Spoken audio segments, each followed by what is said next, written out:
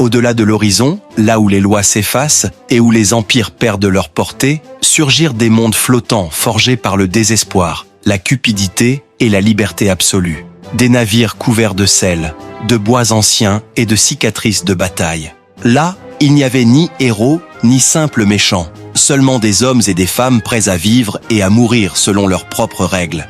C'était la vie à bord d'un navire pirate. Oublie l'idée romantique des cartes au trésor et des perroquets sur l'épaule. Être pirate n'était ni un jeu ni une fantaisie. Personne ne grandissait en rêvant d'une telle vie jusqu'à ce que la réalité les y contraigne. La plupart ne rejoignaient le monde de la piraterie non pas par choix, mais faute d'option. Hommes fuyant la loi, esclaves affranchis, soldats abandonnés par leur royaume et même médecins discrédités. Tous finissaient là, partageant le même espace réduit, exposés au soleil, au sel et à la lame de la trahison. Durant ce qu'on appela l'âge d'or de la piraterie, entre 1650 et 1730, un équipage pirate était un collage vivant de ce que la société avait rejeté. Il n'y avait ni uniforme, ni hiérarchie stricte comme dans la marine royale. À leur place, un mélange bruyant d'ex-détenus, d'esclaves fugitifs, de déserteurs et parfois de nobles déchus. On capturait même un ancien percepteur borgne qui, semble-t-il, maniait un canon mieux que les livres comptables. Et comment fonctionnait un équipage pareil? Incroyablement, de manière plus organisée que tu ne l'imagines.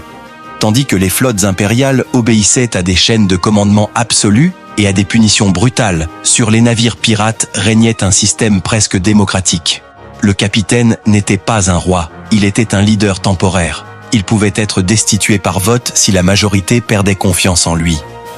Il ressemblait plus à un directeur général qu'à un monarque.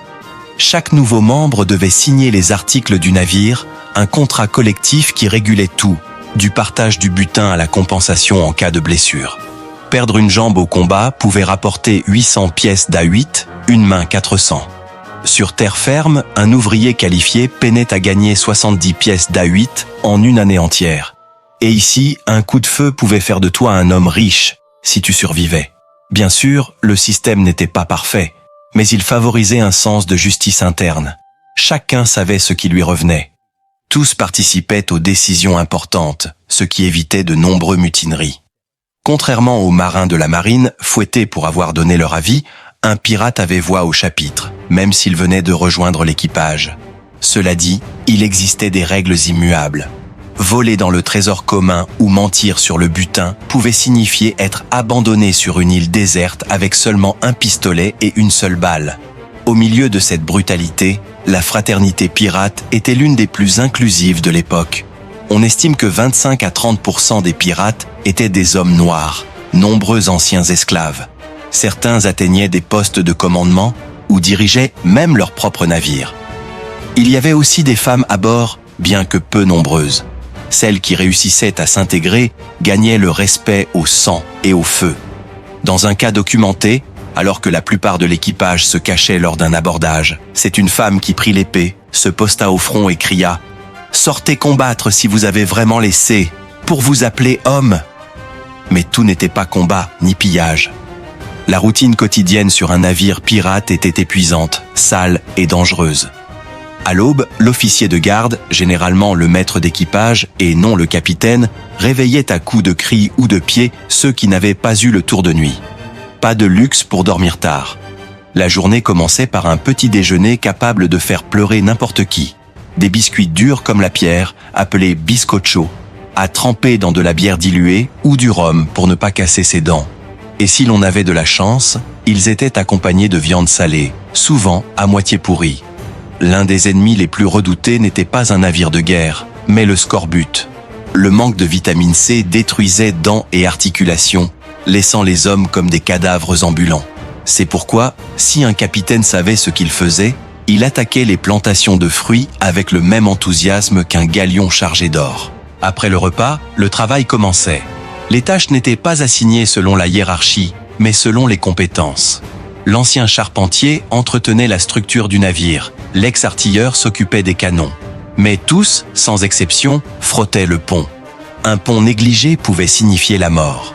Le bois humide, pourri ou fissuré pouvait couler le navire entier. On utilisait des pierres tendres de grès, appelées pierres saintes, frottées à l'eau salée, parfois à genoux, pendant des heures sous le soleil brûlant. D'ailleurs, l'expression « entre le pont et le bleu profond » est née ici. Le pont était la planche la plus longue et la plus difficile à nettoyer du navire. Un cauchemar quotidien que peu se rappellent en pensant aux pirates. L'entretien des voiles était tout aussi crucial. Le vent, la pluie et le sel les abîmaient sans pitié.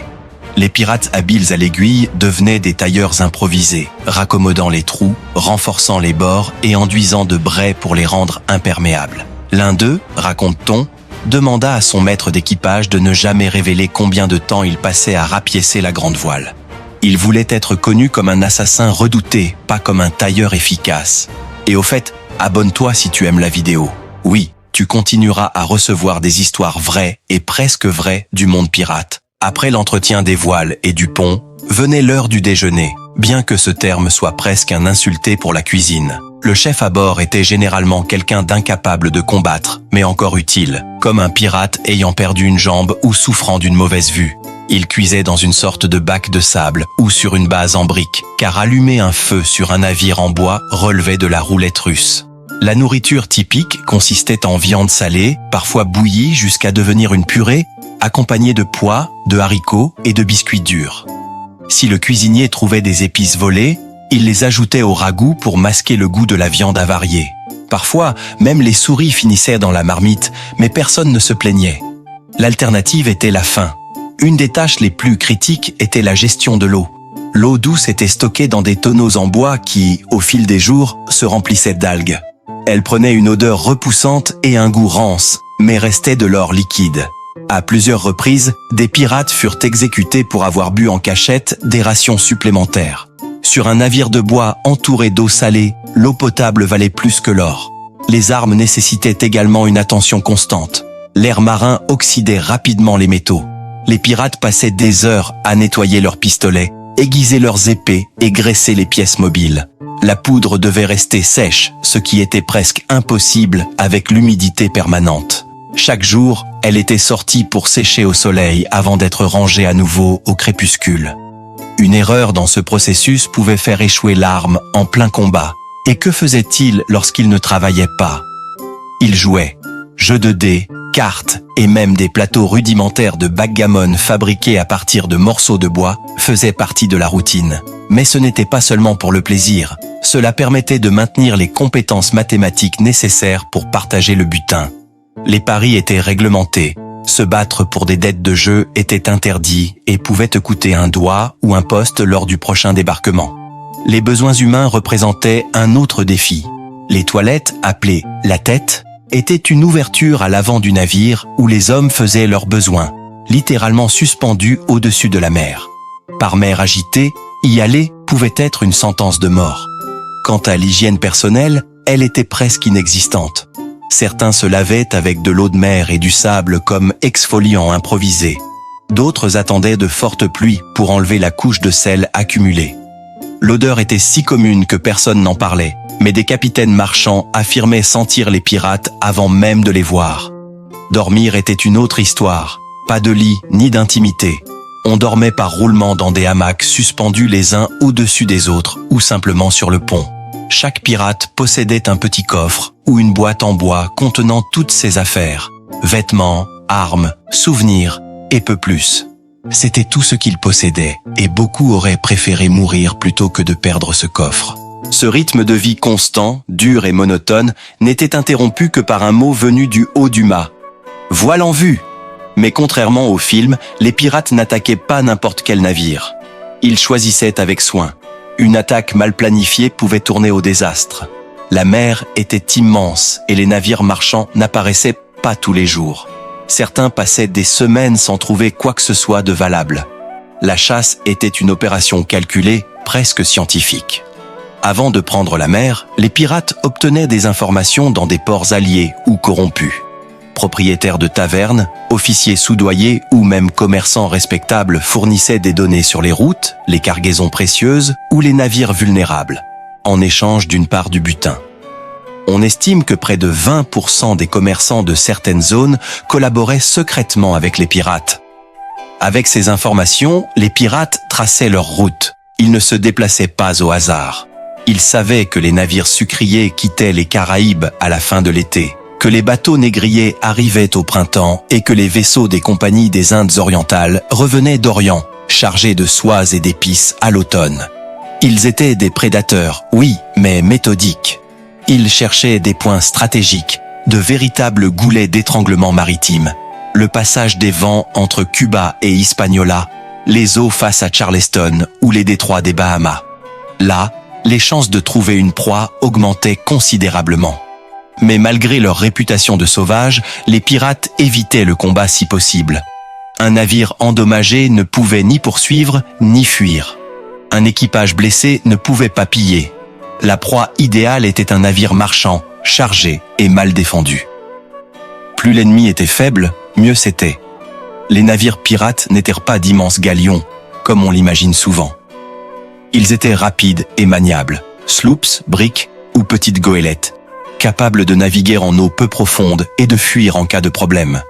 Beaucoup étaient adaptés pour porter plus de voiles ou de canons, sacrifiant parfois l'espace de cargaison pour accueillir plus de hamacs, plus d'hommes et plus de force lors de l'abordage. L'attaque commençait par un drapeau trompeur, amical ou neutre, pour ne pas éveiller les soupçons. Ce n'est que lorsqu'ils étaient suffisamment proches qu'ils levaient le drapeau noir, crâne, sablier ou cœurs ensanglantés. Message clair, rends-toi ou meurs. Souvent, un seul coup de canon d'avertissement suffisait. La plupart comprenèrent le message. Les pirates étaient de meilleurs artilleurs que la majorité des marins marchands. Beaucoup avaient servi dans la marine royale. Pour 3 tirs d'un pirate, les marchands ne renvoyèrent qu'un tir approximatif. De plus, les pirates ne cherchaient pas à tuer le capitaine, mais à obtenir son or. Lorsqu'un navire ennemi était atteint, ils ne visaient pas à le couler, mais à conserver le butin et, si possible, le navire intact. Pour cela, ils visaient le gréement, le mât ou les voiles. Ils immobilisèrent la proie sans trop l'endommager. Puis venait le moment le plus redouté, l'abordage. Avec des crochets de fer, les navires étaient liés comme des bêtes en combat. Les pirates traversaient sur des planches ou directement suspendus à des cordes, tels des spectres sautant à l'attaque. Certains portaient des mèches allumées dans la barbe pour générer de la fumée et paraître comme des créatures infernales. D'autres se peignaient le visage en rouge ou en noir, criant dans plusieurs langues pour semer la confusion. Il ne s'agissait pas seulement de gagner, mais de terroriser. La plupart brandissaient l'arme la plus emblématique, le sabre courbe ou cutlass. Peu élégant, mais brutal et efficace dans les espaces étroits d'un navire. Ils portaient aussi des pistolets à silex, peu fiables. C'est pourquoi les pirates en chargeaient plusieurs à la fois, glissés dans la ceinture, plus pour intimider que pour viser avec précision. On pouvait rater 5 tirs, mais au 6e, c'était la mort assurée. Certains manient des haches d'abordage, tranchantes d'un côté et marteaux de l'autre. Elles servaient autant à ouvrir des portes qu'à écraser des crânes. Ils utilisaient aussi des bouteilles remplies de poudre et de clous, précurseurs des grenades, pour nettoyer le pont ennemi avant de lancer l'assaut. C'était de la violence méthodique, mais tout n'était pas sang et acier. Le plus dangereux d'un attaque pirate venait après le combat, contrôler les prisonniers. Presque toujours, l'équipage ennemi était numériquement supérieur. La première étape consistait donc à séparer les officiers du reste. Les marins de base recevaient une offre. « Rejoins-nous ou retrouve-toi avec les rats dans la cale ». Beaucoup acceptaient, sachant que refuser équivalait à une mort lente. En fait, un pourcentage élevé de pirates commença sa carrière après avoir été capturé lors d'un abordage, non par idéologie ni par aventure, mais parce que l'alternative était pire. Certains étaient abandonnés sur des côtes désertes, d'autres simplement jetés par-dessus bord. Pas de place pour les sentimentaux. La fraternité pirate protégeait les siens, mais les étrangers étaient engloutis par la mer. Ceux qui se rendaient sans combattre étaient souvent traités avec plus d'indulgence. Ils pouvaient conserver leurs affaires personnelles et être débarqués au port suivant, mais ceux qui résistaient subissaient un châtiment exemplaire. Certains étaient mutilés, d'autres pendus au mât comme avertissement. La loi de la mer n'admettait aucun appel, et pourtant, il existait un étrange code d'éthique. Les pirates attaquaient rarement les civils ou les marins pauvres. Leur problème n'était pas avec les hommes du navire, mais avec les détenteurs de l'or.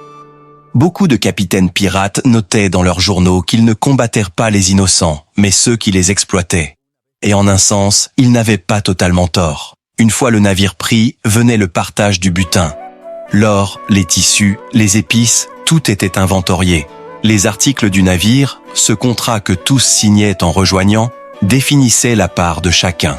Le capitaine gagnait plus, non par noblesse, mais pour financer armes, pots de vin et contacts à terre. Le maître d'équipage, l'artilleur, le charpentier et le chirurgien recevaient aussi des paiements spéciaux. Les autres, une part égale. Et si quelqu'un tentait de cacher une pierre précieuse, une bague ou des pièces, il était puni. La trahison interne était plus redoutée que n'importe quel ennemi. La confiance était le seul ciment d'un équipage de déclassés. Vient ensuite la vente. Dans les ports alliés, souvent des colonies corrompues, les pirates vendaient les marchandises volées à des commerçants prêts à fermer les yeux. Le butin se transformait en rhum, femmes, jeux et vêtements neufs. Et là commençaient aussi les excès. L'argent brûlait entre leurs mains, disparaissait en quelques jours. Très peu le conservaient, la majorité dépensait tout, conscient qu'ils pouvaient mourir le lendemain. La carrière pirate n'était pas longue. 2, peut-être 3 ans de pillage avant de tomber par l'épée, la maladie ou la corde. Les capturés affrontaient des procès rapides, presque sommaires. Les cours de piraterie résolvèrent les affaires en moins de 6 heures, avec un taux de condamnation supérieur à 95%. Les pendaisons étaient publiques, théâtrales, conçues pour terroriser d'autres aspirants. Les corps restaient suspendus dans des cages de fer, visibles de tous jusqu'à ce que la mer les touche 3 fois. Puis ils étaient enduits de goudron et exposés dans les ports. Signaux d'avertissement, mais aussi trophées pour une société incapable de comprendre comment des hommes ordinaires pouvaient défier des empires entiers depuis une simple planche de bois. Et pourtant, ils l'ont fait. Ils ont défié des rois, défié des lois, défié la mer. Au milieu des tempêtes, du sang, des pestes et de la pauvreté, les pirates ont construit un système de justice interne, d'égalité partielle, de résistance absolue. Ils n'étaient ni héros ni démons, mais quelque chose de plus compliqué, de plus humain. L'histoire a peut-être enterré ces hommes sous des mythes de trésors cachés, de perroquets et de jambes de bois. Mais si l'on écoute attentivement, le craquement du bois et les cris de l'abordage résonnent encore dans les recoins les plus sombres de la mer. Abonne-toi si tu as aimé la vidéo.